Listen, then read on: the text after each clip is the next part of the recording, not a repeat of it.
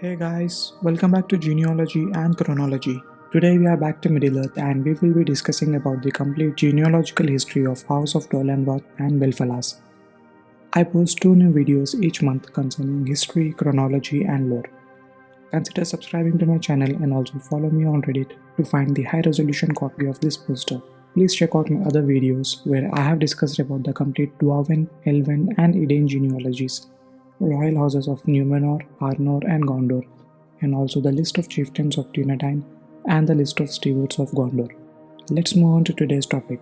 Belfalas is a region in the southern part of the Middle Earth, geographically located south of River Ringlow and northwest of the mouth of River Anduin. Historically, this region was inhabited by the elves, who used the heavens of Belfalas to sail out for Aman.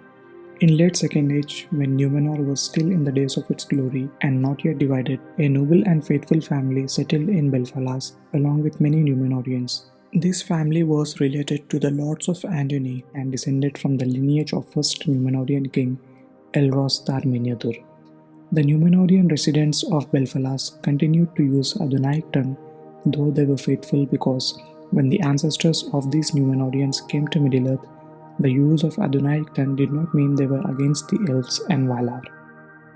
After the downfall of Numenor, when Elendil and his sons came to Middle Earth and established the realms of Arnor and Gondor, at that time Belfalas became fiefdom of Gondor. Elendil gave the head of the noble family of Belfalas the title of prince, and the lands of Belfalas came to be known as Dor en Ernil, land of the prince.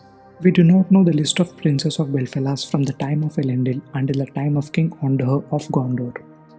At that time, the prince of Belfalas was Adrahil I, and he commanded the left wing of King Ondher's army.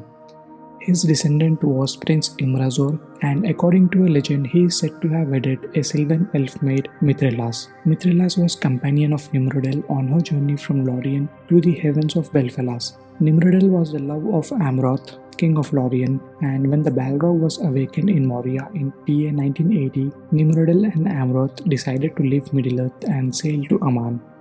But unfortunately both got separated and Amroth died at sea, and Nimrodel is lost to the tales of time. Mithrilas, while accompanying Nimrodel, also lost her way and was found by Prince Imrazor, and he wedded her. They were blessed with Galador, who went on to become the first prince of Dolamroth. They also had a daughter named Gimli. After the birth of her children, Mithrilas was also not seen again.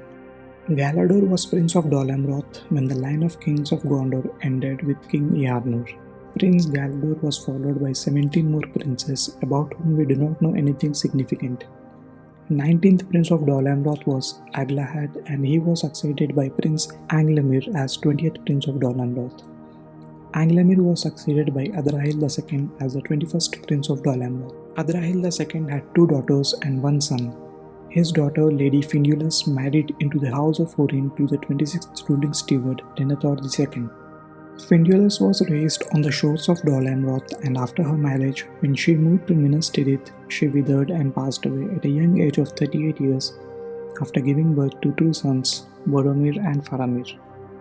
Adrahil II passed away in 3010 of third age, and he was succeeded by the famous Prince Imrahil as the 22nd Prince of Dolamroth. Prince Imrahil played a very critical role during the War of the Ring, which began only 8 years after he assumed the duty of prince. Prince Imrahil responded the call of aid from Gondor and came with reinforcements of 700 soldiers.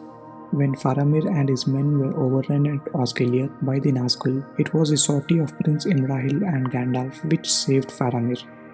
Prince Imrahil also saved Eomer from a certain onslaught during the Battle of the Pelennor Fields. After the battle, Prince Imrahil also recognized that Eowyn still lived and sent her to the Houses of Healing. Prince Imrahil also fought alongside Aragorn II and recognized his high kingship. When Denethor committed suicide, the duty of steward of Gondor was given to Prince Imrahil as Faramir was wounded and Aragorn did not yet wanted to claim the throne of Gondor. On the advice of Gandalf, Prince Imrahil accompanied Aragorn to Morannon to distract Sauron so that Frodo could destroy the One Ring of Sauron. Prince Imrahil also advised that the heralds announce the coming of the King of Gondor on their way to Morannon. Prince Imrahil fought the Battle of Morannon until the One Ring was destroyed by Frodo. Prince Imrahil was present during the celebrations at Cormelon and the coronation of King Elessar. He also accompanied the funeral procession of King Theoden to Rohan, and he became great friends with King Eomer. After the war, Prince Imrahil became advisor to King Elessar and was part of the Council of Gondor.